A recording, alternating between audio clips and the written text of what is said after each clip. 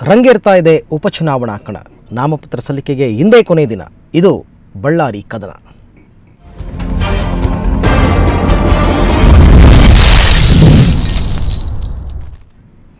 CM Sadananda Gowda, Eshwarappa, Jagadish Shettar ಹಾಗೂ ಗೋವಿಂದ ಕಾರಜೋಳ ಬಳ್ಳಾರಿಗೆ ಆಗಮಿಸಿದ್ದಾರೆ.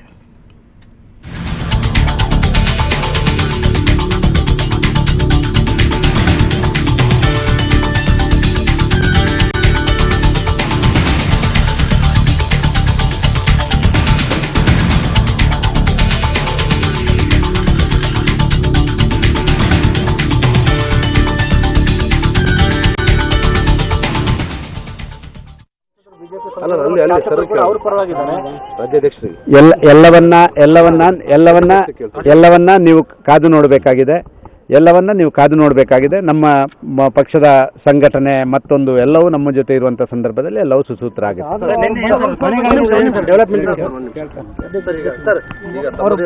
ಭಾರತೀಯ ಜನತಾ ಪಕ್ಷದ ಕಮಲದ ಚಿಹ್ನೆಗೆ ಶಾಸಕರು, ಸಂಸದರು ಎಲ್ಲ ಈಗ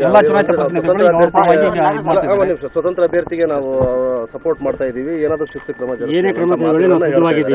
ಇದು ನಿಮ್ಮ ಪಕ್ಷದ ನಿಮಗೊಂದು ಒಳ್ಳೆ ಆಹಾರ ನೋಡಿ.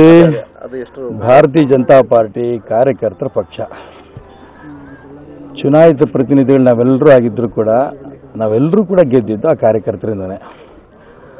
ಬಳ್ಳಾರಿ ಈ ಒಂದು ಉಪಚುನಾವಣೆ ಕೂಡ ಗ್ರಾಮೀಣ ಪ್ರದೇಶದ ಜನರ ಮತ್ತು ಕಾರ್ಯಕರ್ತರ ಶ್ರಮದಿಂದ ಗೆಲ್ತೇವೆ. ಯಾವ್ಯಾವ ಚುನಾಯಿತ ಪ್ರತಿನಿಧಿಗಳು ಇನ್ನೂ ನಮ್ಮ ಜೊತೆಗೆ ಬರಲ್ಲ ಅಂತ ಹೇಳ್ತಿದ್ದಾರೆ. ಕೆಲವರು ಈಗಾಗಲೇ ಬಂದಿದ್ದಾರೆ, ಇನ್ಯಾರೋ ಬಂದಿಲ್ಲ ಅಂತಂತಾರೆ. ಅವ್ರಿಗೂ ಕರೆದು ನಾವು ಮಾತುಕತೆ ನಡೆಸ್ತೇವೆ. ಎಲ್ಲ ಬಿಜೆಪಿ ಶಾಸಕರು ತಮ್ಮೊಟ್ಟಿಗಿದ್ದಾರೆ ಅಂತಾರೆ. ನಾನು ಎಲ್ಲ ಇದ್ದಾರೆ, ನಾನೇನು ಹೇಳಿಲ್ಲ. ಈಗ ಯಾರ್ಯಾರು ಬಂದಿದ್ದಾರೆ ತಾವು ಹೇಳಿದ್ರಿ? ಈಗ ನಿಮ್ಗೆ ಅಲ್ಲಿ ಮೆರವಣಿಗೆಯಲ್ಲಿ ಗೊತ್ತಾಗುತ್ತೆ.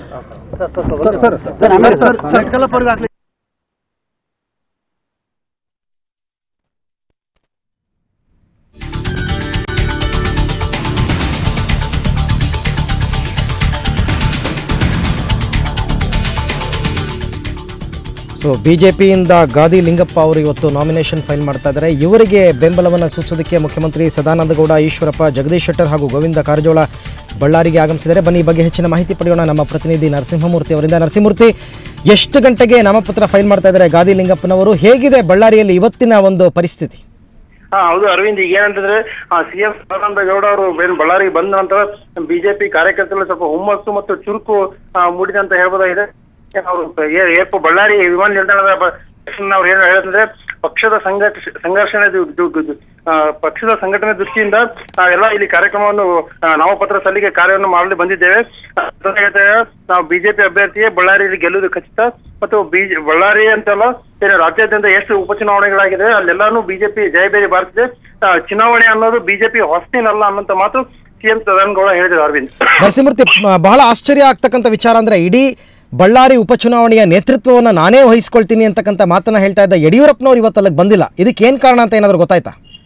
ಹೌದು ಅರವಿಂದ್, ಹೇಳ್ಬೇಕಾದ್ರೆ ನಿನ್ನೆಯಿಂದ ಏನು ನಡೀತಾ ಇತ್ತು ಬೆಳವಣಿಗೆ ಬಿಜೆಪಿಯಲ್ಲಿ, ಈ ಬೆಳವಣಿಗೆ ಕಾರಣವಾಗಿ ಯಡಿಯೂರಪ್ಪ ಅವರು ಬಂದಿಲ್ಲ ಅಂತ ಹೇಳಲಾಗ್ತದೆ. ಯಡಿಯೂರಪ್ಪ ಅವರು ಒಟ್ಟಾರೆ ಶ್ರೀರಾಮುಲು ಅವರಿಗೆ ಬಿಜೆಪಿಯಿಂದ ಕಣಕ್ಕಿಳಿಸಬೇಕನ್ನೋದು ಯಡಿಯೂರಪ್ಪ ಅವರ ವಾದವಾಗಿತ್ತು. ಆದ್ರೆ ಏನು ಶ್ರೀರಾಮುಲು ಒಳ್ಳೆ ಅಂತ ಅಂದ್ರೂ ಕೂಡ ಎಷ್ಟು ಸಾರಿ ಬಲವಂತ ಮಾಡಬೇಕಾಗ್ತದೆ ಒಬ್ಬ ವ್ಯಕ್ತಿಗೆ ಅನ್ನೋದು ಈಶ್ವರಪ್ಪ ಮತ್ತು ಸದಾನಂದಗೌಡ ಅವರ ಮಾತಾಗಿತ್ತು. ಈ ಹಿನ್ನೆಲೆಯಲ್ಲಿ ಒಂದು ರೀತಿ ನೋಡಿದ್ರೆ ಮುನಿಸ್ಕೊಂಡೇ ಅವರು ಬಳ್ಳಾರಿಗೆ ಬಂದಿಲ್ಲ ಅಂತ ಅನ್ನೋಂಥ ಮಾತು ಕೇಳಿ ಬರ್ತಾ ಇದೆ. ಆದ್ರೆ ಬಳ್ಳಾರಿ ಚುನಾವಣೆ ಪ್ರಚಾರಕ್ಕೆ ಅವರು ಬರ್ತಾರೆ ಅಂತ ಹೇಳಿ ಮುಖಂಡರು ಹೇಳ್ತಾ ಇದ್ದಾರೆ. ಆದ್ರೆ ಅವ್ರು ಎಷ್ಟು ಮಟ್ಟಿಗೆ ಬರ್ತಾರೆ ಅನ್ನೋದು ಕಾದು ನೋಡಬೇಕಾಗಿದೆ. ಅರವಿಂದ್, ಓಕೆ, ಧನ್ಯವಾದ ನರಸಿಂಹಮೂರ್ತಿ ತಮ್ಮ ಎಲ್ಲ ಮಾಹಿತಿಗಾಗಿ.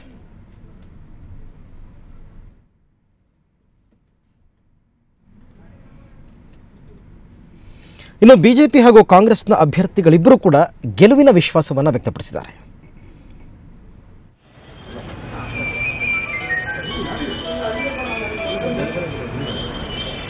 ರಾಜ್ಯ ಅಧ್ಯಕ್ಷರು ನಮ್ಮಿಂದ ಇದ್ದಾರೆ.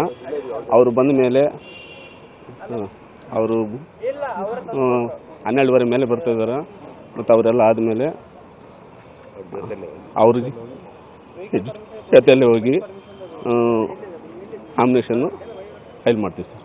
ಇಂದಿನ ಈ ಉಪಚುನಾವಣೆಯಲ್ಲಿ ನಮ್ಮ ಕಾಂಗ್ರೆಸ್ ಹೈಕಮಾಂಡ್ ಕಡೆಯಿಂದ ಒಮ್ಮತ ಅಭ್ಯರ್ಥಿಯಾಗಿ ನಮ್ಮ ಜಿಲ್ಲಾ ನಾಯಕರೆಲ್ಲ ನನ್ನನ್ನು ಕಣಕ್ಕಿಳಿಸಿದ್ದಾರೆ. ಈಗಿನ ಮತದಾರರು ನನ್ನ ಪರವಾಗಿದ್ದಾರೆ ಮತ್ತು ಈ ಸಲ ನನಗೆ ಹೋದ ಸಲ ನಾವು ಫಾರ್ವರ್ಡ್ ಮಾಡಿದ್ವಿ ರಾಮಪ್ರಸಾದ್ ಅವರಿಗೆ ಈ ಸಲ ಓಟ್ ಹಾಕ್ಬೇಕಂತ ಜನ ಆಗಲೇ ತೀರ್ಮಾನ ಮಾಡಿದ್ದಾರೆ.